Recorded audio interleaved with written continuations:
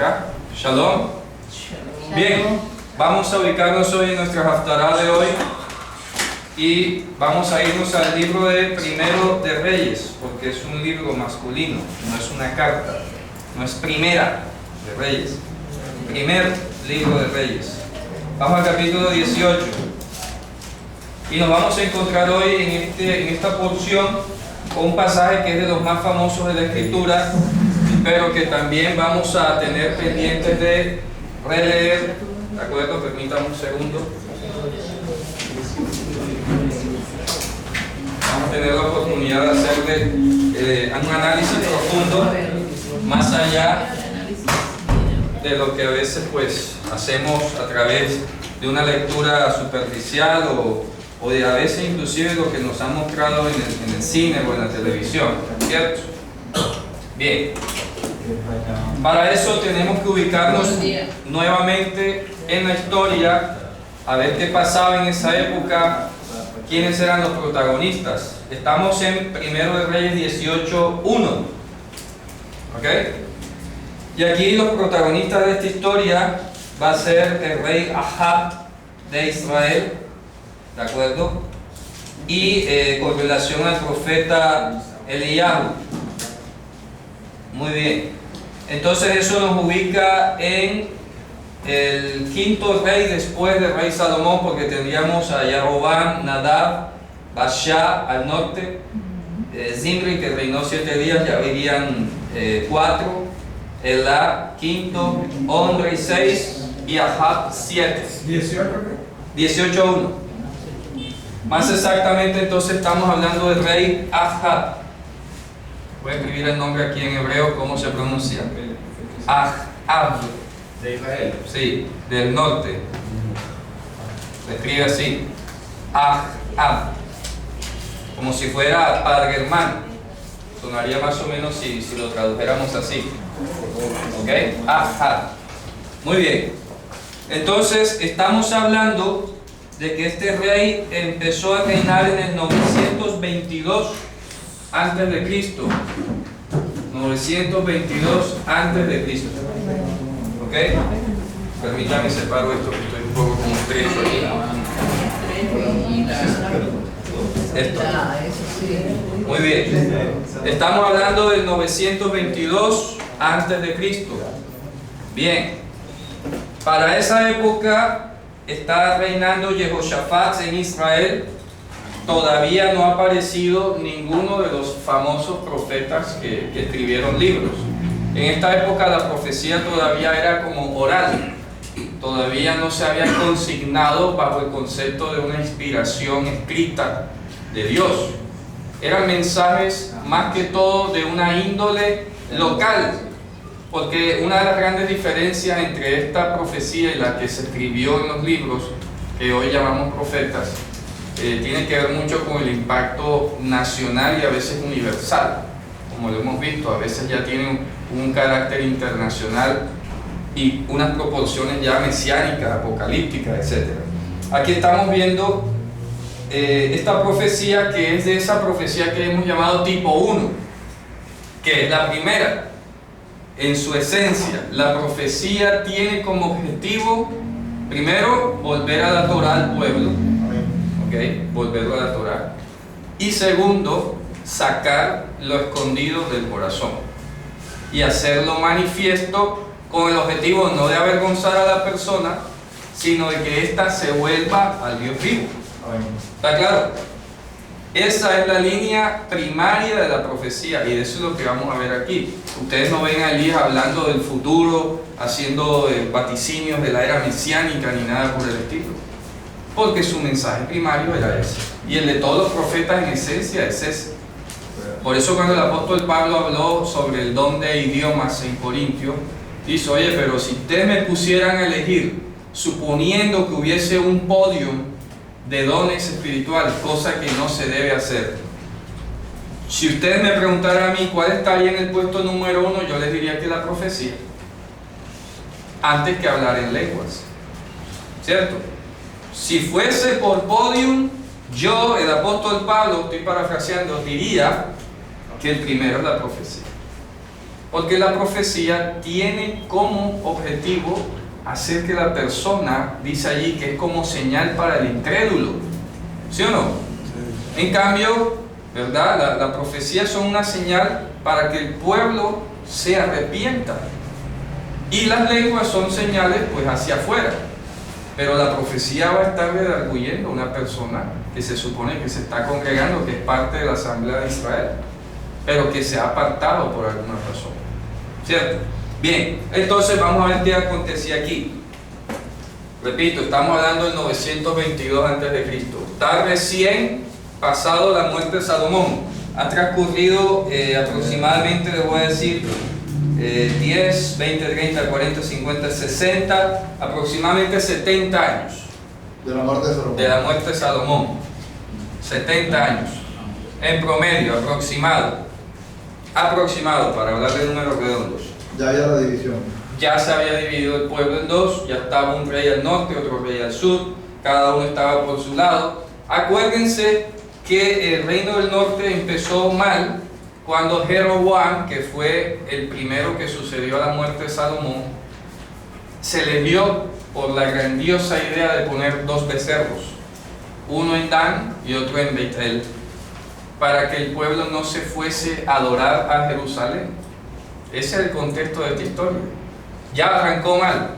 Dios le dijo: te voy a dar 10 tribus, espera instrucciones. Pero ya venía la fiesta de los tabernáculos, ahí mismito, lo cual nos indica pues que esta división del reino se pudo haber dado en mitad de año, cosa que cuando vinieron las fiestas de la salida del año, Yom Teruah, Yom Kippurim, Sukkot, Shmini Atzeret, este Señor dijo: vaya, este pueblo se me va a emigrar a celebrar la fiesta en Jerusalén y esto se me va a quedar aquí vacío y yo me voy a quedar sin reino. Y toda esa cantidad de temores que comenzó a decir, lo que hizo fue llevarlo a cometer un gravísimo pecado de idolatría. Y de ahí en adelante todos los reyes que vinieron, ejemplo Nadab, Basha, Ela, Zimri, Omri, siguieron en la misma tónica. Dice el relato que cometieron los mismos pecados de Jeroboam, los mismos, igualitos y hasta peor. Entonces, aquí en el capítulo 18, que estamos hablando del rey Ahab, que dijimos que era el séptimo, él se había casado con una mujer que para nada le convenía, que era Isabel, una malvada mujer enemiga de la profecía.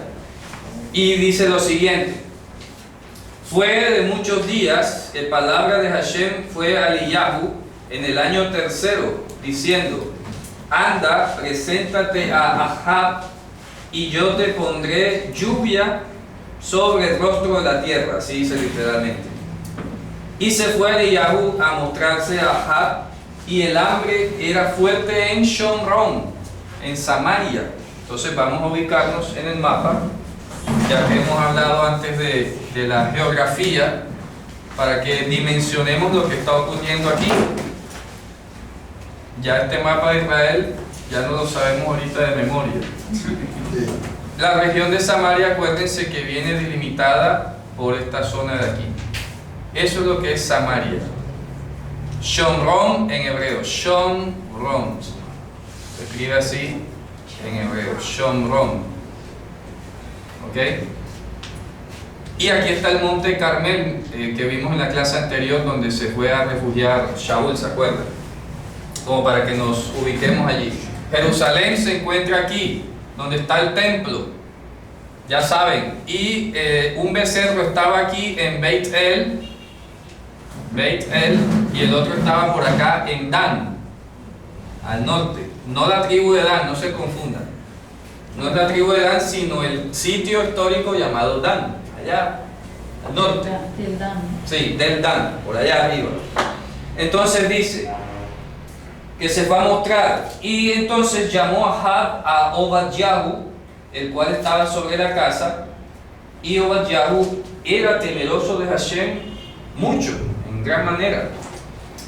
Fue que al cortar Isabel a los profetas de Hashem, tomó Obadyahu 100 profetas y los escondió de a 50 en cuevas, y los sostuvo, mírense ustedes estos super profetas, ¿con qué? Con pan y agua. No, porque no sembraban en esa época, no había Oye. siembra. Imagínate. ¿Qué versículo? Estoy en el 18:4. Con pan y agua, estos profetas no se pusieron a reprender los cielos para que lloviera. Reprendo la sequía, reprendo el hambre, venga la abundancia. Somos profetas de Dios. Y después que estaban buscando la bendición de Dios. Ni estaban allí como él. Sabían que ese era el juicio de Dios y que no iban a poder ellos cambiarlo por mucho ruego y gritos que hicieran. Eso nos tiene que ilustrar mucho de que cuando Dios ha dicho no va, es no va y no hay forma de cambiarlo. No como dijo uno de estos famosos telepredicadores, que tenemos el poder dentro de nosotros para hacer que Dios diga sí cuando antes había dicho no. ¿Ya? Qué bárbaro. Un señor que pues tiene un concepto bastante complejo, muy humanista de la fe, ¿no? Todo lo pone como si fuese aquí en la cabeza algo metafísico, ¿ya? Créelo y va a suceder así. Y si no, entonces porque te faltó, sube un poco más. Y la gente ya no sabe hasta dónde más apretar los ojos, hasta más dónde ayunar o qué hago, qué hace falta.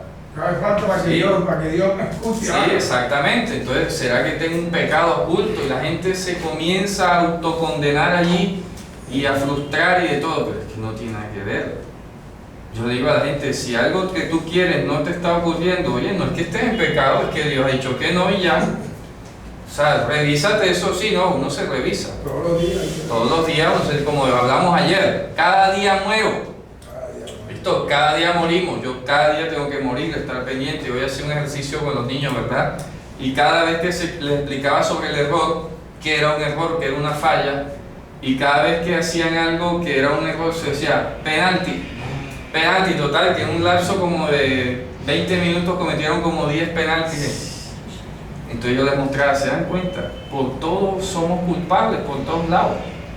Por todo. Hay que estar revisándose. ¿Cierto? Entonces aquí tú te revisas y si ya tú le has pedido algo a Dios y no ocurre o no te lo ha dado, entonces tranquilo, estate allí. Seguramente no te vas a morir de hambre. Miren que aquí están los profetas y de hambre no se iban a morir. De pronto se iban a poner un poco delgados y eso no está mal. Eso no es estar en maldición, porque a veces se ha propagado por allí esa sensación como que tener carencia es maldición o que es símbolo del pecado y que si eres hijo de Dios tienes que ser próspero. La pobreza es signo de maldición. Sí, eso lo dicen, eso lo inculcan. Y yo, a ver, yo digo algo. Una cosa es que tú le digas a una persona, hermano, vea, trabaje, vea, hermano, invierta aquí, vea, hermano, haga esto. Y otra cosa es que tú trates de utilizar la palabra para darle ese mismo mensaje, pero disfrazada de miedo o de pánico o de amenaza. ¿Ya? Si yo tengo un hermano y lo veo que de repente está teniendo malas decisiones económicas o lo que sea, yo se lo digo. Pero no tengo que usar la escritura y decir que la pobreza es mala, cuando en realidad le quiero decir, oye, trabaja o no hagas eso o esto. ¿Me explico? Porque no lo va a captar y lo que estoy incitándole un mensaje erróneo que lo va a llevar a cuestionarse y hasta tropezar y enflaquecer. Aquí los profetas aceptaban el juicio divino y no procuraban cambiarlo. Y nunca se les criticó por eso. Estaban allí. Ellos inclusive, fíjate tú que este es otro concepto hermoso de lo que es ser siervo del Señor y tener el concepto de pueblo y de cuerpo de Cristo en todos los tiempos. Porque, por ejemplo, esta situación que ellos están viviendo se parece a la de Daniel. Oye, fíjate tú, lo lógico que cualquiera de nosotros diría, que nos lo estamos viviendo acá con los hermanos venezolanos, si aquí hay hambre y aquí hay abundancia, me voy para la abundancia. ¿Cierto? Habríamos sido testigos de una inmigración de profetas aquí masiva. ¿Qué hacían esos 100 profetas aguantando hambre allá? Digan ustedes, cualquiera diría que eso es ilógico. ¿Cierto? Cualquiera diría, oye, pero ¿por qué no se fueron para el sur facilito? Estaban pasando hambre porque querían. Eso es pensar individualistamente. Pero fíjense ustedes, Daniel, que es uno de los 3 varones más justos de toda la escritura, y se fue a Babilonia. y se fue con el combo del cual él no tenía ninguna culpa allí, porque si esa masa gobernante fue la que se equivocó y llevó al pueblo a desobedecer el mandamiento de dejar descansar la tierra y todo, y por eso fue que se ganaron un destierro a Babilonia, Daniel hubiera dicho: no, yo no tengo nada que ver allí, yo los espero, vayan y vengan, en 70 años nos vemos, ¿cierto? Pero él se fue. Y lo hermoso cuando Daniel ora, dice: hemos pecado, hemos cometido transgresión, no hemos escuchado al profeta. Él se está haciendo partícipe de un dolor nacional, no está dejando el barco solo, está allí, es parte del cuerpo, sufre con el cuerpo. Estos profetas tienen una situación similar. Ellos no dijeron: bueno, vamos a dejar a esta gente pecadora aquí, nos vamos para allá, para el sur, y esto que se hunda solo, merecido se lo tienen por pagano. Eso es profundo, muy profundo, porque tienes el concepto de cuerpo, concepto de pueblo, y sabes que la identidad en última radica en ti, y que aunque tú seas el último de esta nación, como Elías lo llegó a decir: oye, es que ya han matado a todos y nada más quedo yo. Pero Elías nunca se fue para el sur. ¿No te parece eso como muy raro? ¿Qué pasaba en la mente de estas personas? Va en contra de nuestra lógica, en contra de nuestra conveniencia personal. Elías prefería quedarse ahí discutiendo ahí con ellos: oye, que mira que por ahí no es, que yo qué necesidad tengo de estarme dando esta mala vida, diría Elías. Pero el apóstol Pablo decía algo similar: necesidad me es impuesta. Pablo: uy, ya yo soy salvo, hey, ¿sabes qué? Chao, me voy a descansar en las paradisíacas islas de allá de Cerdeña, en las costas de España, ¿cierto? Pero Pablo se quedaba allí siendo apedreado, juzgado, maltratado, náufrago, y no se renunciaba de esa misión que Dios le había puesto. O sea que esto te está queriendo decir que definitivamente cuando Dios te ha puesto allí en una función, tú nunca piensas de una manera tan egoísta o de agradarte a ti mismo. Y eso lo dice el Evangelio en una parte, dice: no agradándose uno a nosotros mismos, sino procurando el bien del otro. Y fíjense ustedes, estos profetas estaban aquí y Dios les había encargado: no, que ustedes tienen que quedar allí como testimonio para esta nación. Y sí, van a pasar a veces un poco de trabajo, van a ver de pronto su vida un poco humanamente, diríamos, como que cortas expectativas o lo que sea, estoy estancado aquí, lo que sea. Dios lo estableció así. Esto te quiere decir que ese cuento de que tú tienes que lograr tu proyecto de vida y no sé qué, eso es si Dios lo permite. Amén. Como decía la carta de Jacob: oye, ustedes que dicen que mañana iremos, que compraremos, que haré, tienen que decir más bien: si Dios quiere, mañana haremos tal cosa. Pero esto tú de concentrar tu vida y tu esfuerzo en lograr como tu plan de vida y tu proyecto y tus metas y todo, es porque estás pensando todavía con criterio individualista y no de cuerpo. ¿Ya? Cuando tú piensas con criterio de cuerpo, te importa poco si llegas a comer solo pan y agua, porque estás dentro de un plan funcionando dentro del cuerpo. Pero si tú no tienes eso claro, emigras y te vas a buscar tu propio sustento y ya, para satisfacer tus propias necesidades, tus propios antojos y todo lo que venga. Pero aquí fíjense, estos profetas en cueva, con qué incomodidad, ¿no? Con el frío de la noche, comiendo solo pan y agua, y ahí se quedaban, pudiendo haberse ido, insisto, a un lugar mejor. Eso es un testimonio muy fuerte para nosotros. Yo he escuchado líderes que de repente se van o cierran iglesias. A mí me da un dolor cuando cierran iglesias. Digo, ¿por qué habrán cerrado esa iglesia? ¿Será que de pronto el líder quiso tener un poco más de privilegios y ahí ya no era rentable? Porque me he enterado de casos así. No, aquí no hay, entonces emigran, se van para otro país y todo así como pero en últimas han ido buscando su propio proyecto de vida, ¿ya? Y se han olvidado de repente. Claro, yo voy a simplemente decir, Dios así lo dispone acá, pero tú tienes que ser consciente de eso. Cada quien, sí, va a trabajar responsablemente en lo suyo, en lo que Dios ha asignado, pero tampoco vas a descuidar el cuerpo por irte tras tu propio objetivo, ¿ya? Yo se lo comentaba al hermano Orlando. Las cosas uno las va haciendo conforme las va necesitando y Dios va mostrando la necesidad. Yo facilito, he tenido muchas veces la oportunidad de hacer una maestría, por ejemplo, y no la hago. ¿Por qué? Primero, no la necesito, gracias a Dios. ¿Por qué no la necesito? Porque pues, tengo un buen trabajo, gano lo suficiente y no estoy pendiente de ganar más. Me basta con lo que tengo, ¿ya? Segundo, porque si yo empiezo a hacer una maestría solo para tener el título ahí colgado, soy magíster, ¿ya? Magíster, tendría que cuidar la comunidad durante 2 años. Y eso me ha puesto en estrecho a veces, ¿no? Pero ya he descansado. Pero la verdad yo no necesito el título de magíster.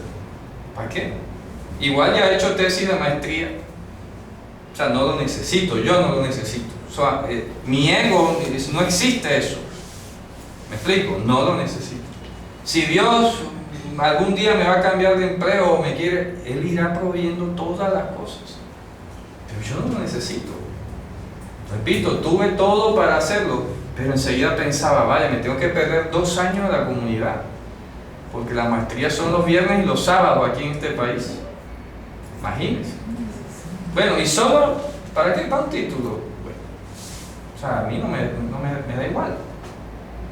Repito, más adelante, Dios, si Él permite y quiere que yo tenga una maestría, la voy a hacer. Como pues sea. llegando políticos sin título a la presidencia, al Sí, Senado, sí. ahora que no necesita uno. Es correcto. Entonces, si es un asunto más de tener el título, el prestigio, que soy magíster, bueno, no sé. Vi que me escribo para ver si cambio. Pero te das cuenta, eso es cuando tú estás en estrecho y tienes al pueblo por un lado y tienes tu propio proyecto del otro lado. Yo facilito, hubiera pensado rapidito en irme a Israel, a estudiar allá, pero no sé, tengo un llamado aquí y ni siquiera me lo cuestiono nunca, porque estoy aquí es donde Dios me ha puesto, aquí estoy con ustedes, de total y absolutamente de toda gana, de toda buena gana. Amén. Amén. Así, hermano, y Dios nos va moviendo, y esto es para que nosotros pensemos como pueblo y no agradarnos a nosotros mismos, ¿ya? Eso es importante, sigamos. Dice entonces, y dijo Ahab a Obadiah, ve por la tierra a toda fuente de agua y a todo arroyo, quizás se encuentre hierba y le demos vida a nuestros caballos y a nuestros asnos y no nos desharemos de las bestias. Y se dividieron para ellos la tierra para pasar por ella. Ahab se fue por un camino él solo, y Obadiah se fue por un camino él solo. Y ocurrió que Obadiah iba por el camino y aquí Eliyahu estaba a recibirlo y lo reconoció y cayó sobre su rostro y dijo, ¿tú eres mi señor Eliyahu? Piensen ustedes, oye, cayó sobre su rostro y no significa que lo está adorando, ¿ah? Importante. Una forma de saludo. Oye, yo lo veo aquí. ¿Cuánto no hemos visto cómo se desmayan por los artistas estos músicos y todo? Se desmayan y todo, ¿ah? Y gritan. Y ahora que no le dé como esa alegría que lo derrumbe, ver al profeta Eliyahu. Y Eliyahu no se puso ahí como que tranquilo, siervo. Normal, vamos a hablar aquí un rato, ¿cierto? Y le dijo, sí, yo soy. Ve, di a tu Señor, aquí está Eliyahu. Y le dijo, ¿qué pecado he hecho yo para que tú pongas a tu siervo en mano de Ahab para que me mate? Y ese es el propio trágico, ¿no? ¿Cierto? Yo ven acá, tú no has hecho nada, ve si hazlo, no tengas miedo. Vive el Señor tu Dios, que si hay nación y reino en el que no haya enviado mi Señor allí a buscarte, y dijeron, aquí no está, y juraron hacia el rey y hacia la nación que no te había encontrado. Y ahora tú me estás diciendo a mí, ve y dile a tu señor, aquí está Eliyahu. O sea, mejor dicho, todo el mundo lo ha negado, a donde han ido, y ahora tú me vas a decir que diga a él que todo el mundo le ha mentido. ¿Ya? Por eso es lo que está significando. ¿Qué había pasado ahí? Claro, porque es que Eliyahu lo estaba buscando Isabel para matarlo, la esposa del rey Ahab. Miren que ella había matado a todos, habían 100 escondidos en cuevas y Eliyahu estaba en otra por ahí huyendo. Y él le dice, ahora tú me vas a mandar a decir al rey que es que todo el mundo le ha mentido, porque aquí está Elías. ¿Ya? Increíble. Estaba enfrentando. Claro. Dice, sucederá que si yo me voy de contigo, el Ruach de Hashem te va a levantar a donde yo no sé, y yo vendré a decirle a Ahab y yo no te voy a encontrar y me va a matar. Y tu siervo teme al Señor desde su juventud. Bien, claro, es que ya yo me he enterado de que otras veces tú has sido llevado, lo que sea, traspuesto, y cuando me venga a buscarte aquí no vas a estar y me van a matar. Una conversación con el profeta Eliyahu. Hay veces que también la gente a veces como que pierde el equilibrio de las cosas. Y esa era la fama que tenía Elías. Sí, oye, voy a venir y ya no estás. Pero fíjate tú, está hablando este señor cara a cara con el profeta Elías. Oye, hoy hay estos superapóstoles que tienen que pedir cita y todo porque está como inalcanzable por allá y van a hablar como con un miedo. Dice, aquí está hablando con el profeta normal y le está diciendo, oye, tú me vas a quedar mal. Bueno, es interesante que aquí aparece el concepto de lo que le llaman arrebatamiento en la escritura nueva. Y este es uno de los, digamos, de las explicaciones que muestra que el que es subido, levantado, es para ser puesto en otro lugar, no para ser llevado a un lugar en al cielo, todo metafísico. Así es, hermano, muy amable. Entonces dice, el 13, ¿acaso no le fue dicho a mi Señor lo que hice cuando mató Isabel a los profetas de Hashem, que yo escondí de los profetas del Señor 100 de a 50 en 50 en las cuevas y los he sostenido con pan y agua? Y ahora tú me estás diciendo, dile a tu Señor, aquí está Eliyahu, será para que me mate. Y dijo Eliyahu, vive el Señor, vive Hashem Tzbaot, delante del cual estoy, que hoy yo me voy a presentar a él. Imagínate, se va a presentar con el asesino de todos los profetas del Señor. Y se fue Eliyahu a recibir a Ahab y le dijo, y se fue a Ahab a recibir a Eliyahu. Y fue que apenas vio a Ahab a Eliyahu, mira el atrevimiento, ¿no? La osadía. Le dijo a Ahab a él, tú eres el que trastorna a Israel. Imagínense, Ata Ojer Israel, está diciendo, Ata Ze Ojer Israel, tú eres el trastornador de Israel. Oye, qué ironía, ¿no? O sea, si él es el pecador como rey, como dirigente, este es el que es profeta de Dios, y a este profeta de Dios reconocido le están llamando perturbador de Israel. Porque no adoraba o se oponía a la adoración de Baal. Claro, porque se oponía a toda esa engranaje corrupto, apóstata, porque hay que decirlo en la sazón de Apocalipsis, ¿cierto? Aquí eran apóstatas, estaban adorando a otro Dios, y le viene a decir, tú eres el perturbador de Israel. Y le dice entonces, no, yo no he perturbado a Israel, sino tú y la casa de tu padre al haber abandonado los mandamientos del Señor. Diga, hermano. Y notamos que ahí no son gentiles lo que están haciendo, son el propio pueblo Claro. de Israel, la tribu de Israel. En plena Samaria, aquí. Todo eso está ocurriendo aquí. ¿Ok? Porque acuérdense que las 10 tribus, o correspondía a toda esta zona norte de acá, la capital era aquí en Samaria. Ahí quedaba la capital. Habían movido de varias ciudades entre Shechem, Shiloh y Shomron, pero últimamente se había quedado en Shomron. Ahí estaba la capital y ahí estaban poniendo todos estos hechos. Entonces le dice, eres tú y la casa de tu padre. Acuérdense que el concepto de casa de tu padre significa tu religión. La casa paterna es la religión. Está diciendo tú y la casa de tu padre, o sea, tú y tu religión.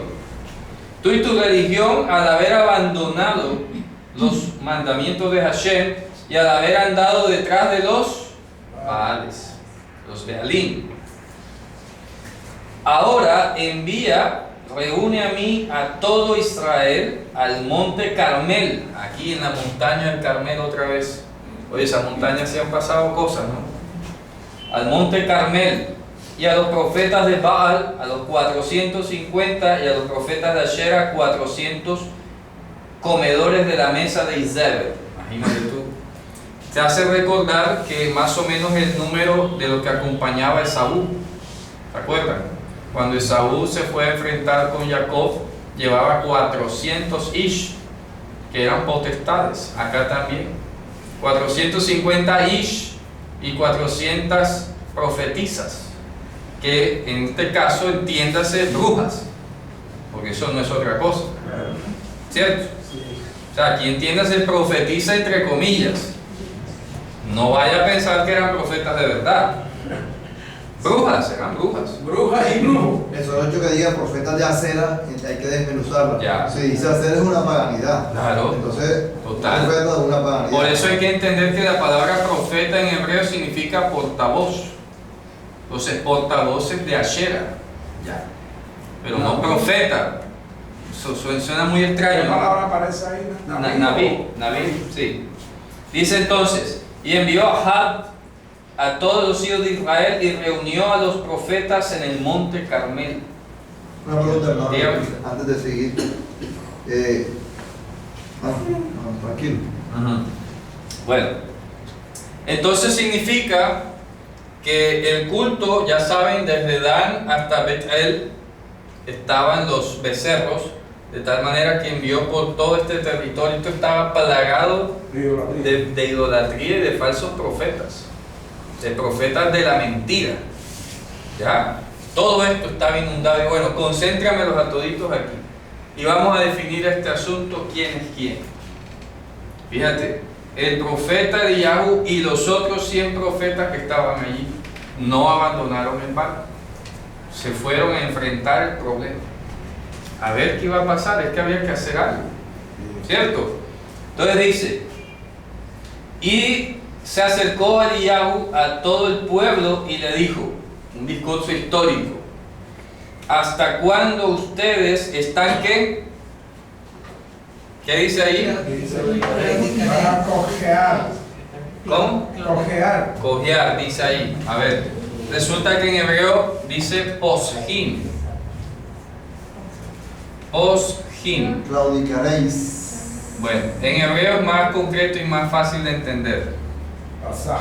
Posjim significa cojear. ¿De acuerdo? Cojear. Cojo, cojear. Es decir, que a veces sí estás y a veces no estás. A veces estás y a veces no estás. Como desbalanceado. Sí, porque una persona cuando es coja, pues le tiene que, como tiene la pierna paralizada, no puede dar pasos constantes. Aquí estamos hablando de la inconstancia. Si en la descripción gráfica. ¿Por qué? Porque cuando tú tienes la capacidad de flexionar las rodillas, vas dando pasos constantes. ¿Ya? Una marcha constante. Pero cuando tienes una pierna paralizada, ya no puede ser constante. Vas a un ritmo cansino, a un ritmo lento, ¿ya? Asincopado, como le llaman, ¿va? Allí. A veces sí, a veces no. A veces sí, a veces no. Y lo otro implícito en esta palabra de poseach o de posjim tiene que ver primero con la inconstancia y segundo implícitamente que te estás saltando los mandamientos. Te saltas los que no te gustan, ¿ya? Y caes donde te sientes cómodo y saltas otra vez y caes otra vez. Eso es ser inconstante. Así es. La carta de Jacob menciona todo esto, ¿no? El hombre que es de doble ánimo, fíjate, está evocando este asunto acá, Así es inconstante en todos sus caminos. O sea, ¿por qué? Porque estos a veces estaban con Dios, pero otras veces con Baal. Cuando era mejor la ley de Dios, o era conveniente, o tenía algún provecho, vamos a hacer la de Dios. Y si no, pues hacemos la nuestra o la de Baal. Y por eso le dice, ¿hasta cuándo ustedes van a estar con esa inconstancia y estar saltándose los mandamientos? Este sí, este no, lo hemos dicho muchas veces. En la cristiandad en general apela a que ellos guardan la ley moral, los 10 mandamientos, y se les olvida que está el Shabbat. Y cuando tú les haces así, como, espérate, que ahí está el Shabbat, tú guardas Shabbat. Ah, no, ese no. Ese no, ese ya, ese que va abolido. Ese solo. No, ya no son 10, sino 9. Ya son 9 entonces. Claro, porque ¿Ya?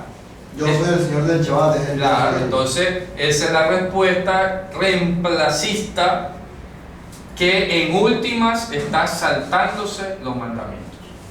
Descaradamente. Repito, descaradamente. Porque ahí no quedó escrito guardarás cualquier día que a ti te parezca. O como escuchábamos a este famoso predicador, ¿verdad? Cuando tengas tiempo. ¿Qué dijo eso? Este señor de acá, del camino, así dijo: bueno, es que hay que rescatarles la esencia. Ahí dice el séptimo día, pero hoy es cuando tú puedas, cuando tengas descanso. Ese es el día del Señor. Qué bonito. ¿Ya? Así. Entonces, si yo decía hablando, bueno, si eso es así, las iglesias tendrían que estar abiertas 7 días a las 24 horas del día. Claro. ¿Cierto? Claro, para cuando uno tenga para tiempo. cuando tú tengas Claro, porque tiempo. todos no tenemos el mismo. Porque no todos vamos a tener el mismo tiempo siempre. Ya, si nos vamos a poner en ese plano así, cuando tengas ya tiempo, el domingo no podías tú ponerlo como como obligatorio. Como obligatorio, porque Sí. ya depende de tu Cuando tú del puedas. tiempo. Cuando Y si tú ese puedas. día trabaja, no podría tampoco. Es correcto. Por eso te digo. Pero todo es porque así es la terquedad humana. Y es que Con tal de no aceptar que hay un mandamiento sobre el Shabbat, prefiere decir, bueno, ni el domingo, pues cualquier día. Pero con tal que no sea el Shabbat. Oye, Sí, sí. es Ninguno de los increíble. profetas entendió eso así, porque cuando ellos fueron al exilio y regresaron, Ajá. volvieron otra vez a restaurar el día de reposo que ellos tenían desde el principio. Claro, pero vuelvo y te digo, ayer lo hablamos también en el tema, repito, de morir a nosotros mismos. Oye, hay que morir por causa de Yehoshua y por causa de la palabra. Así es. ¿Ya? Yo se he dicho a los estudiantes, y algunos de pronto me estarán viendo aquí, yo se lo he dicho en la clase, oye, es muy extraño que a ti no te dé miedo que te vayan a llamar japonés porque estás comiendo sushi, pero te da miedo que te llamen judío porque estás guardando el Shabbat. ¿Sí me hago entender? A nadie le da miedo que lo llamen italiano porque está comiendo pasta. ¿Ya? No, chévere. Pero te dé una kippah, uy, judío, en serio te da como miedo. Y yo digo, ¿será que ser judío es ser satánico? ¿Será? ¿Que da miedo ser judío? Pues, o que te vean como judío. Y tú le respondes enseguida, o sea, que tú eres gringo porque comes hamburguesa. Ya. Ah, yo soy judío, tú eres gringo. Ya. Igual. ¿Sí o no? Quedamos en la misma. Tú me dices judío, entonces tú eres gringo. Porque comes hamburguesa. Y comes pizza. Y hot dogs. Y usa zapatos Nike. Y usas Nikes. Y tomas Coca-Cola. Y como- ¿Ya? Bueno, ¿y qué más quieres? Uy, se siente orgulloso cuando le dice, Claro. uy, americano. Sí, sí, porque... Como judío para que Sí, uy, no, eso suena ahí como brujería, como satánico y tal. No me digas judío, No, que eso no, es no. malo. Hey, ¿sabes por qué? ¿Cuál es el aborrecimiento hacia un judío? Porque observa Torah. Ujú. Es por eso. Bien o mal, La observa. porque lo observa. Claro. Y como nosotros andamos diciendo que la abolió, Claro, entonces ver a alguien vestido Sí, sí. de judío, Es una acusación. Claro, Te está acusando, nada más usó la presencia.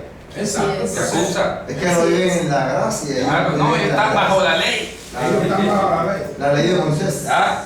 Fíjate Están tú. bajo la ira.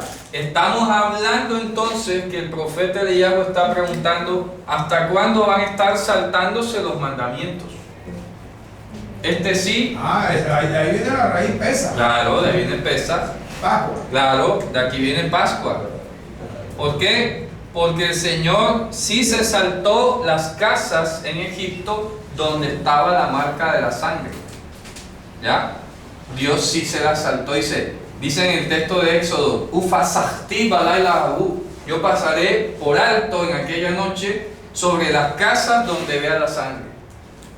O sea que Dios hizo excepciones, saltos. ¿Ya? Donde veía la sangre, saltaba. Y donde no había la sangre, ahí caía. Seguida. Entonces el profeta le está diciendo, oye, ¿hasta cuándo te vas a estar volando los mandamientos? Volando los mandamientos. Ahí dice que no comerás ninguna sangre, ninguna grasa, no la comas. No, ese no me gusta, eso está abolido. Acá dice que no comas cerdo, ni camarones, ni iguanas, no, eso está abolido también. Y así va a estar echando toda la escritura. Y te quedas con lo que a ti te parece cómodo. ¿Me explico? Te quedas con lo que a ti te parece cómodo, nada más. Y sin embargo, el resto de tu vida lo ajustas a los parámetros del mundo. ¿Ya? A eso. Sí, porque eso pasa, ¿no? Entonces vives dentro de unos cuantos mandamientos que quedan. Por ejemplo, el diezmo como que sí quedó. Eso sí quedó. ¿Ya? Pero el resto de los mandamientos lo vives según el mundo. O sea, el resto de la vida tuya la vives como en el mundo, no sé. A mí me da la impresión, ¿de acuerdo? Que las personas a veces de pronto no tienen orientación o claridad sobre lo que es la voluntad de Dios. Y oye, pero si eso está escrito aquí, nunca lo habían leído, ahí dice eso. Así, tal cual está, así es. Créelo que es así. Pero pareciera que nunca hubieran leído esos versículos. Mira, aquí hemos aprendido cómo hasta un mandamiento que pareciera como desconocido o impráctico se ha vuelto un testimonio para nuestra lógica, un eco de la lógica divina de las cosas, para que tú sepas qué hacer. Tienes una analogía basada en la escritura, basada en lo que Dios estableció, y con base en esa analogía tú resuelves un problema de hoy. Es otra forma de pensar, definitivamente. Por eso dice, renovaos en el espíritu de vuestra mente. Y esa renovación te tiene que llevar a entender que tú no te puedes estar saltando los mandamientos. Que hoy sí estoy con el Señor, mañana no. Hoy sí, mañana no. ¿De acuerdo? No puedes andar así. Porque definitivamente, aunque alguien dijera que cuando no está dentro de los mandamientos no es que esté con el diablo o no es que esté con el mundo, porque alguien puede decir eso, ¿no? Oh, no, pero no necesariamente yo voy a andar con el mundo si no estoy con Dios. Con quien quiera que vayas a andar, aunque sea contigo mismo, eso se llama enemistad contra Dios. Es enemistad contra Dios. Porque no hay otra cosa buena fuera de Dios. ¿Estamos claros? Porque dice el Salmo, Tobati bal aleija, mi bien no está por fuera de ti. Así lo dice. Tobati bal aleija, mi bien no está por fuera de ti. No existe bien para mí por fuera de ti. Así que no hay excusa o no hay razones para decir que fuera de Dios, pues no es que vayas a estar mal. No, puede estar bien sin Dios, no puede. No, eso es una mentira. Eso no es normal. No se puede estar bien fuera de Dios. El Mesías lo dijo, separados de mí, nada podéis hacer. ¿Cómo se te ocurre que separado vas a poder hacer algo? ¿Ya? Y el fruto que vas a dar allí es que para muerte. Y muerte no es la muerte física, no es la muerte que te deprimas o algo, no. Muerte, entiéndase, fracaso en términos generales. Que el hombre piensa que se creó a sí mismo. Sí, pues que el que siempre ha estado aquí, ¿no? Y que no tiene que darle cuentas a nadie. Sí. Bueno, sigamos entonces. Ese salmo es el 72 a lo último, ¿verdad? Sí. El 72 cuando... 73 creo. Sí, que dice a lo último... Mi bien no está sino en ti. Sí, pero en cuanto a mí, el acercarme a Dios es el bien. La cercanía. Es ese, ¿verdad? Sí. Bani kirbat Hashem tovli. En cuanto a mí, la cercanía de Hashem es el bien para mí. Ya, y el otro que te digo, mi bien no está sino en ti, es el Salmo 16, también lo dice. Bueno, sigamos. La gran confrontación. Estoy en el 18-21. ¿Hasta cuándo ustedes estarán siendo inconstantes en dos sendas, en dos pensamientos? Si Hashem es el Dios, vayan detrás de él. Y si es Baal, vayan detrás de él. Y el pueblo no le respondió nada. Eso también ya es frustrante, ¿no? Que tú le dices algo al pueblo, el pueblo se queda como, sí, estoy hablando con autistas, será, ¿cierto? Digan algo. El profeta Elías estaba aquí, pero digan algo. Callado. Esa gente me estará entendiendo, que estarán pensando. Sean los sordos, ¿qué será? ¿Ya? Ayer vi un video, bueno, ahorita se lo cuento. ¿Ya? El juez empieza a confrontar a su empleado y le dice, creo que es apellido Espósito, y dice, Espósito, ¿usted me está escuchando? Dice, sí señor, ok. Eso quiere decir que usted hace lo que le da la gana cuando yo le hablo, ¿verdad? Así. Claro. O sea, primero se aseguró que lo estuviera escuchando. Y cuando le respondió, sí, lo estoy escuchando. Ah, ok, o sea, eso quiere decir que usted hace lo que le da la gana cuando yo le hablo. Porque si yo digo A, usted hace Z. ¿Ya? Increíble. Aquí el pueblo se queda callado. No responden nada. Y dijo Eliyahu al pueblo, yo he sobrado aquí profeta para el Señor, yo solo, y los profetas de Baal son 450. Dice, dennos 2 toros y escojan ellos un toro y córtenlo en sus pedazos y pónganlo sobre leños y fuego no pongan. Y yo haré mi propio toro y pondré sobre los leños y no pondré fuego. Y ustedes llamen al nombre de vuestro Dios y yo llamaré el nombre de Hashem.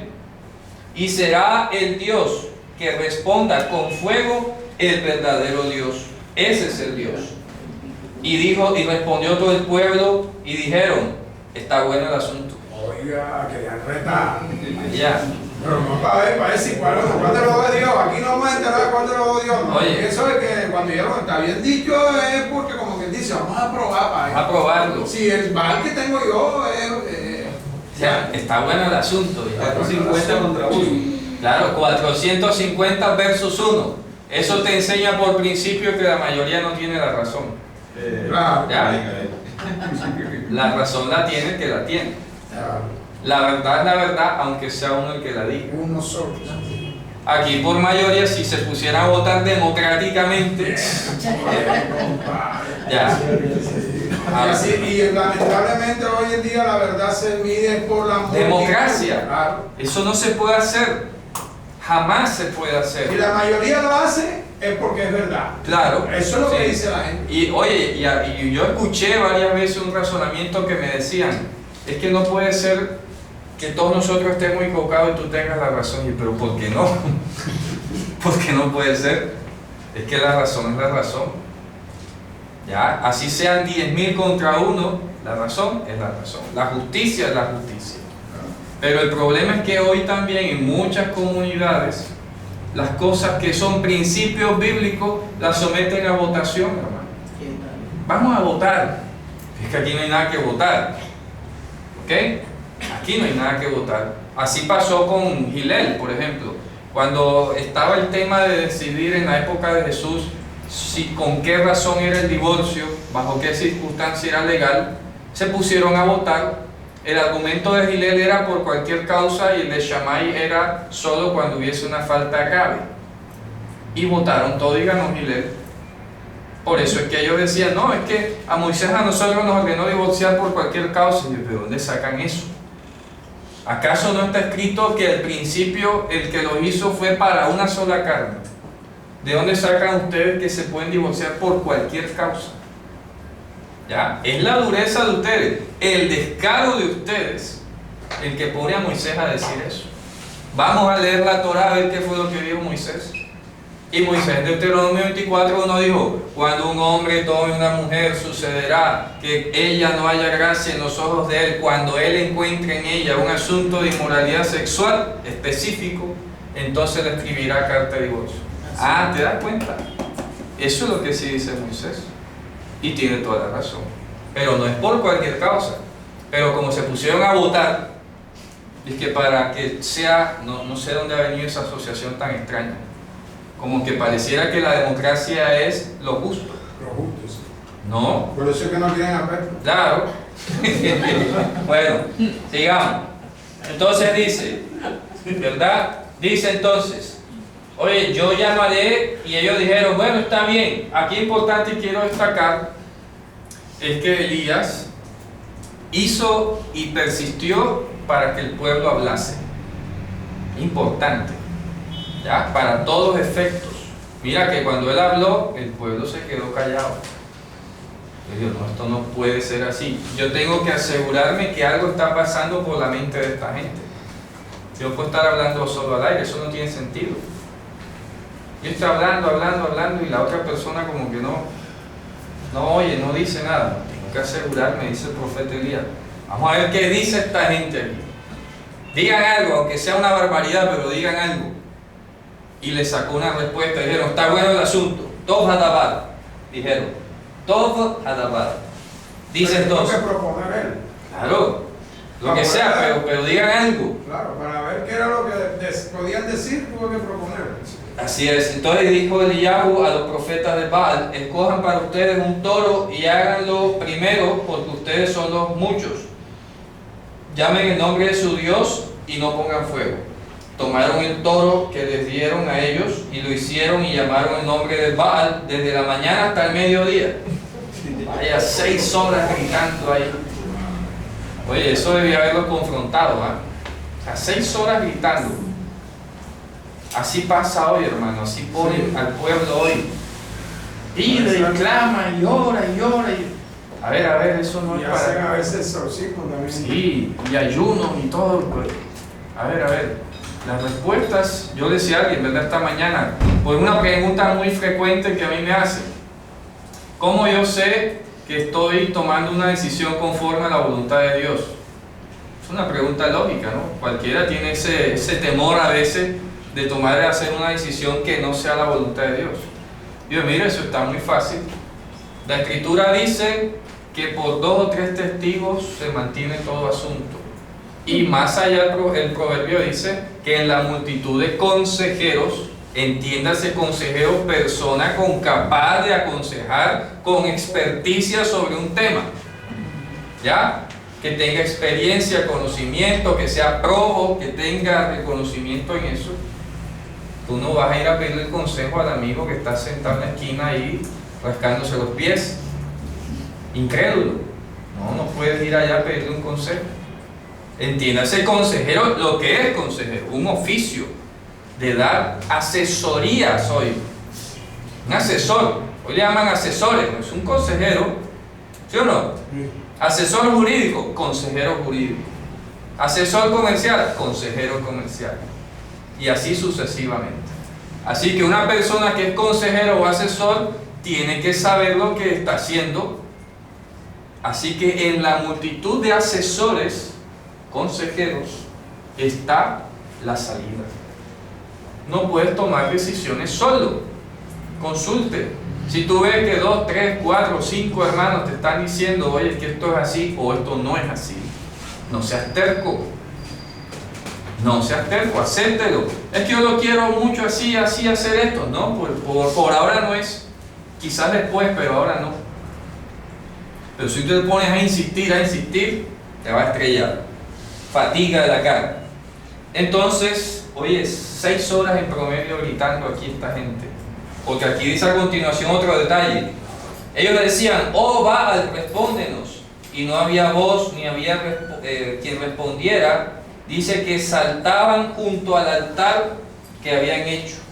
Y pasó el mediodía y se hacían laceraciones, ¿verdad? Y Elías se reía de ellos y decía, llamen con voz fuerte, porque Dios, ¿verdad? De pronto está hablando o está ocupado o se ha ido de camino, quizás está dormido y no se ha levantado. Estaba burlando, ¿eh? Y llamaron con voz grande y se sajaban conforme a su costumbre con espadas y con, ¿cómo es? Con lanzas, hasta haber derramado sangre sobre ellos. Imagínate, nada de esa sangrienta, dígame. Una pregunta, disculpa. Cuando dice Dios es, y de pronto está durmiendo, ¿qué utilizan Elohim? Sí, sí, Elohim, claro. Ahí le dice aquí Elohim, es Elohim. Es irónico, ¿no? Entonces dice que pasando el mediodía, profetizaron hasta la hora en que subía la minjá. La minjá es la ofrenda de harina, la ofrenda vegetal, y se supone que esa ofrenda subía quemada a la hora novena, o sea, a la hora en que moría Mashiach. O sea, que yo tenía un sincretismo ahí. Claro. O sea, cosas de Dios y de... Mezcladas, sí. Wow. Pues es copiar. Claro, copia. Y gritaban, oh, vale, y ofrecían cosas al Señor. ¿Se acuerdan que en la lección anterior, el Shabbat pasado, pasó lo contrario también? Era Shaul el que iba a coger de las cosas abominables para sacrificarle al Señor. Aquí estaban cogiendo cosas que de pronto Dios había ordenado y las mezclaban con Baal. Imagínate, tremenda inmundicia. Entonces dice, de verdad, dice aquí a continuación, pasó el mediodía hasta subir la minjá, y no había voz, ni había quien respondiese, y no había escucha. Y dijo Eliyahu a todo el pueblo, acérquense a mí, y se acercó todo el pueblo a él. Dice que entonces reparó, dice literalmente sanó, o reparó el altar de Hashem que estaba derribado. ¿Cuál altar? El altar que había estado antes en Shiloh, porque cuando el pueblo... No, porque están acá en Samaria.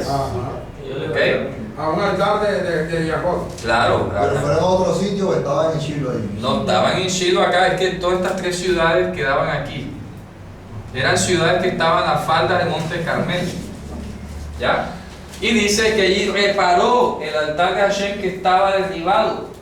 Y tomó Eliyahu 12 piedras, conforme al número de las tribus de los hijos de Jacob, al cual le fue palabra de Hashem diciendo, tu nombre será Israel. Imagínate. Y lo edificó con piedras al altar en el nombre de Hashem, e hizo un canal conforme a la medida de 2 seah de grano alrededor del altar. Y ordenó las maderas y cortó el toro y lo puso encima de los leños.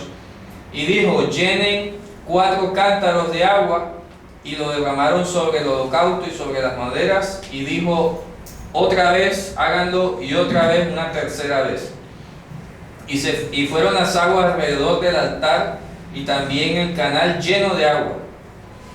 Y fue que al subir la minjá, o sea, a la hora de subir la minjá, se acercó Eliyahu el profeta y dijo, Hashem, Dios de Abraham, Isaac y Israel, sea conocido hoy que tú eres Elohim en Israel, y que yo soy tu siervo, y que por tu palabra he hecho todas estas cosas. Fíjense que esto es importante, este detalle aquí. Esto nos está confirmando que Eliyahu no se sacó eso de los cabellos, ¿verdad? No se enhebró esa idea allí él solo en la carne. Voy a ir a desafiar a los profetas de Baal. Sí, cualquiera cree que... Uy. Sí, cualquiera fue como que a él se le ocurrió eso. Aquí está diciendo en su oración que ya Dios previamente le había hablado que hiciera eso. Y es que la historia empieza cuando Dios lo compele a que se vaya a presentar ante el rey. Eso es lo que pasa a veces, hermano, que a veces tomamos atribuciones que Sí. Dios no nos ha dado, y a veces siendo inspirados por estos profetas creen que ellos fueron por iniciativa de ellos, Sí. por, no sé, valentía Sí. de ellos, se hicieron lo que hicieron, ya Sí. escrito, y no se dan cuenta que eran hombres guiados por el Espíritu Santo. Claro, hermano. ¿Ya me entiendes? Y hoy en día queremos hacer cosas que ellos hicieron sin ninguna dirección de Dios. Sí, Y creemos que por la valentía o por lo decidido que seamos, vamos a ocurrir los mismos resultados, correcto. Pero nos equivocamos. La misma fórmula. Dígame. Bueno, entonces habla de otra minjá con el profeta, o sea, de Elías. Si es una hora fija, ¿de cuántas minjas? No, es la misma, sino que la referencia ahorita dice que ellos pasando el mediodía gritaron hasta la minjá, y aquí está diciendo que cuando ellos terminan de gritar a la minjá, que empieza a quemar, a subir, él empezó a hablar. no es que hayan dos minjas, es la misma, una sola. Y en el mismo momento en que Dios termina, entonces Eliyahu dijo, es correcto enseguida. Entonces dice, bueno, se acercó el profeta Eliyahu y dijo todo esto: oye, que sepa que es por tu palabra, que es por ti que yo he hecho estas cosas, esto no es una ocurrencia mía. Respóndeme, Hashem, respóndeme, y sepa este pueblo que tú eres Hashem, el Dios verdadero, y que tú, ¿de acuerdo? ¿Qué dice allí? Dice, oh Señor, respóndeme, Señor, respóndeme para que conozca este pueblo que tú, oh Señor, eres el Dios y que tú convertirás de nuevo el corazón de ellos a ti. Bueno, eso literalmente en hebreo dice Hasibota et libam ajoranitz, significa y que sepan los de este pueblo que tú eres el Dios y que tú vuelves hacia atrás el corazón de ellos. Así dice literalmente. Y que tú vuelves hacia atrás. La palabra es muy descriptiva porque en hebreo, hagan de cuenta que tú vas en una marcha, en una dirección, y das un giro y regresas hacia atrás. Así. Eso es lo que está diciendo. Hermosísimo. Está diciendo que es Dios el que hace dar la vuelta y marchar hacia atrás el corazón del hombre. Dígame, hermano. No, que es interesante porque ya Dios le había comunicado a él lo que iba a suceder. Y dice que incluso él rogó a Dios después de eso. Claro. O sea que muchas veces pasa eso, que pensamos que como ya las cosas están ofrecidas por Dios, van a suceder por Dios, ya no hace falta el ruego. O sea, ¿para qué vamos a orar? Sí. ¿Para qué vamos a rogar si ya Dios va a hacer este Claro. asunto? No, y es que aquí, ahora que tú mencionas esto, hay que destacar que la oración que él hace, mira cómo termina. Él está suplicando no tanto porque baje el fuego, porque ya el fuego va a bajar. Para que haga regresar. Es para que haga regresar, para que el pueblo sepa, que tenga esa experiencia personal. Si esa experiencia no ocurre, el corazón del pueblo se va a ir derecho a la perdición. O sea, que haga regresar al punto donde estaba. A donde estaban. Dice, tú eres el que hace regresar al pueblo hacia atrás. Y hacia atrás significa volver a él. A él. A Dios. A Dios. O sea, vuelven a la experiencia que tuvieron con. Claro. Eso es lo que siempre decimos aquí, shup. Sí, pero aquí usa el verbo, otro verbo, hasibota. Dice, hasibota et libam ajoranitz. Que el verbo sabab es rodear, dar una vuelta, y aquí está diciendo, les da una vuelta y los pones de regreso, hacia atrás. Hacia el punto original. Hacia el punto original, que se conecta con lo que hablamos en la clase anterior del Menahem, ¿se acuerdan? ¿En qué versículo está eso? Estoy aquí en el versículo 37. Dice, respóndeme Hashem, respóndeme, y sépanos de este pueblo que tú eres Hashem Elohim, que tú haces volver el corazón de ellos hacia atrás. ¿Ya? Beatá hasibota et libam ajoranitz. Dice el 38, caiga fuego Hashem y cayó fuego de Hashem y consumió el holocausto, los leños y las piedras y el polvo, y al agua que estaba en el canal la lamió.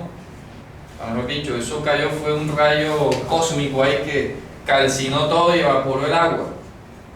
¿Ya? Porque dice que se comió el animal, los leños, la piedra y el agua. Bendito Dios. Eso fue consumado por completo. Y vio todo el pueblo y cayeron sobre su rostro y dijeron, Hashem es Dios, Hashem es Dios. Esto también, aprovecho para ya terminar, nos tiene que conmover a nosotros, a algo que hemos hablado antes con los hermanos Cristian, Orlando, de que tenemos que todavía tener la sensibilidad y la necesidad de que el Evangelio se predique con poder. Amén. Que no solamente sean exposiciones de la palabra, que el hebreo aquí, que la gramática allá, porque aquí se trataba, fíjate tú, más allá de demostrar que fuese Hashem el Dios, es que el pueblo se volviera a Él. Sí, porque es que igual Dios va a seguir siendo Dios, aunque el pueblo lo niegue. Pero es como, volviendo a la idea que dije al principio, cuando tú piensas a nivel corporativo, te duele el pueblo, te duele. Y sufres por el que está allí como en un momento de locura o en un momento de no sé qué le pasa. Y en vez de darle una patada y quitarlo, ya, lo que hace es dolerte y ver la manera de que entre. Y se parece mucho a lo que hablamos sobre el rabo, ¿se acuerdan? Así es. ¿Ya? ¿Por qué? Porque es parte de ti. Si no fuera parte de ti, pues lo cortas y ya. Pero piensas y ves al otro como parte de tu cuerpo, te duele y te preocupa que la persona vaya a tomar un camino X o Y. Hermano, una pregunta. Dígame. Disculpen. Si empezamos diciendo que el propósito de la profecía primeramente era que buscaba volver el corazón y sacar lo oculto del corazón. Claro. En últimas, si desmenuzamos el término, allá se usa un verbo, Sí. ese que usted acaba de mencionar. Sí, el verbo sabab. Sabab. Sabab. Sí. Pero a lo largo del texto siempre en Isaías en adelante se dice regresen. Claro. ¿Cuál es la diferencia en términos prácticos entre sabab y shub, que es regresar? Es fácil, a ver, porque resulta que cuando el Señor le manda a decir al pueblo regresen, shub, lo que te está diciendo es que esta palabra que va de Dios hacia el pueblo no va a ser eficaz si Dios no lo hace regresar. Entonces el mensaje es regresen. Pero mírate tú que aquí está enfatizando que le das la vuelta y lo pones de marcha hacia atrás.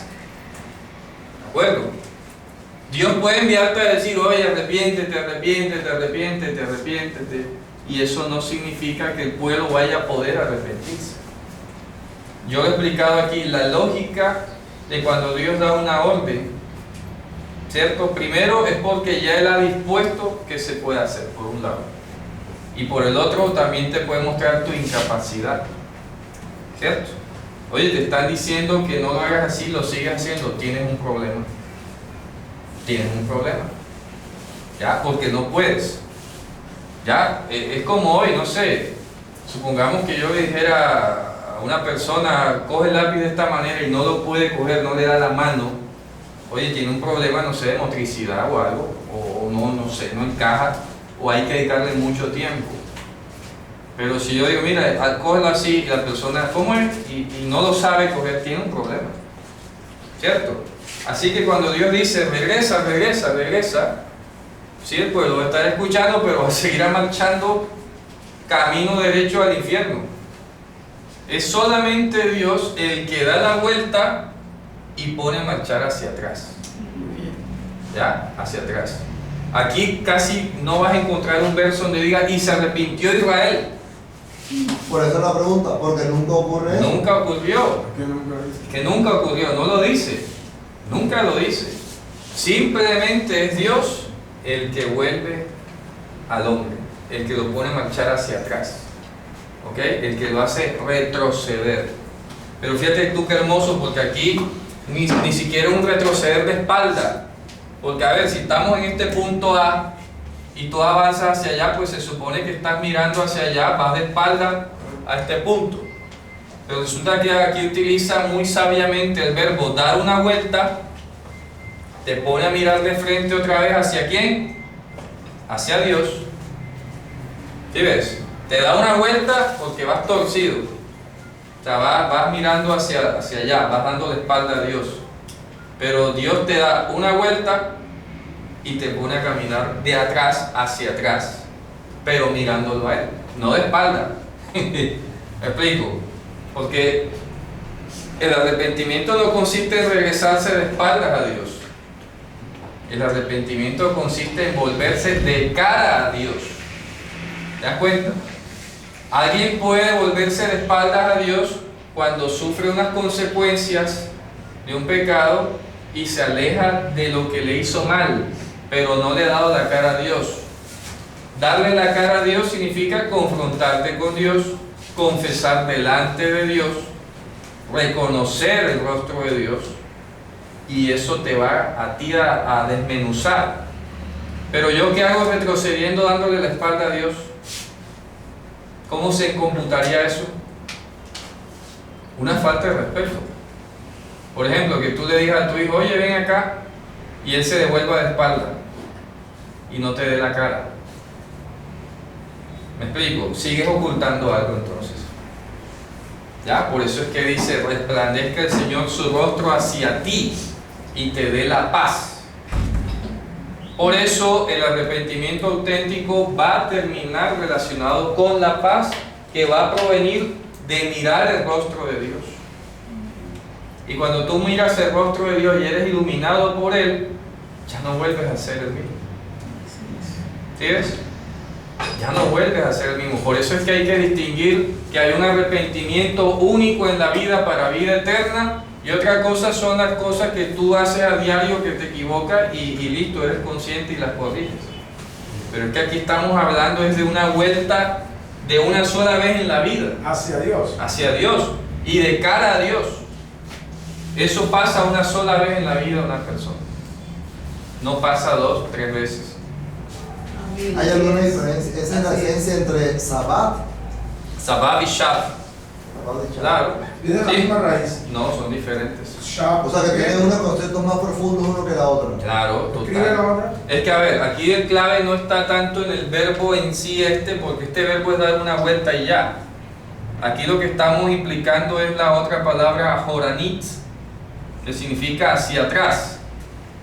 ¿Cuál es la que aparece para mí? Ajoranit, hacia atrás. Sabbat ajoranit. Hizo volver con una vuelta hacia atrás.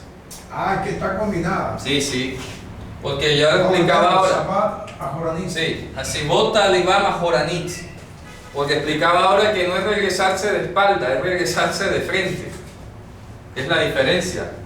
El verbo shav solamente sería regresar, pero de espalda. Pero cuando tú usas sabbat y ajoranit, Dios te ha dado una vuelta y te ha puesto de frente y de regreso. Esa es la diferencia.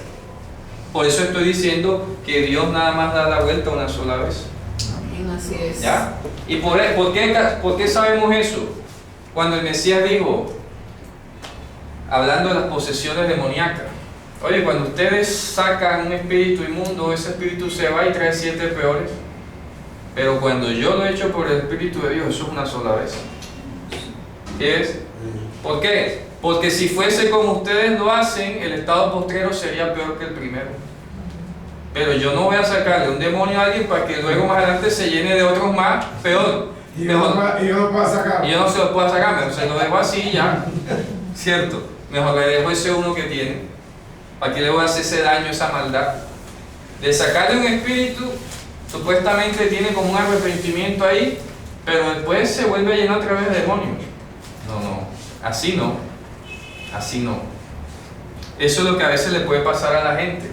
A veces la gente es liberada de una esclavitud o lo que sea, pero no se han vuelto de rostro hacia el Señor. Y experimentan esa libertad, como esa liberación, sí, ya me arrepentí, pero que va, todavía tiene la cautividad dentro y ¡fua! Cae otra vez. Entonces no podemos predicar de esa persona que haya dado la cara a Dios. Porque como dice un salmo, vieron tus rostros y fueron iluminados. ¿Ya? Vieron tu rostro y fueron iluminados. Eso ya no vuelve. Eso es una sola vez y para siempre. Amén. Amén. Así es. Bueno, hermanos, entonces con esto hemos terminado y vuelvo a insistir, hay Dios en Israel. Amén. Amén. Bueno, nos despedimos con esto y que tengan Shavuot Tov. Buena semana. Amén.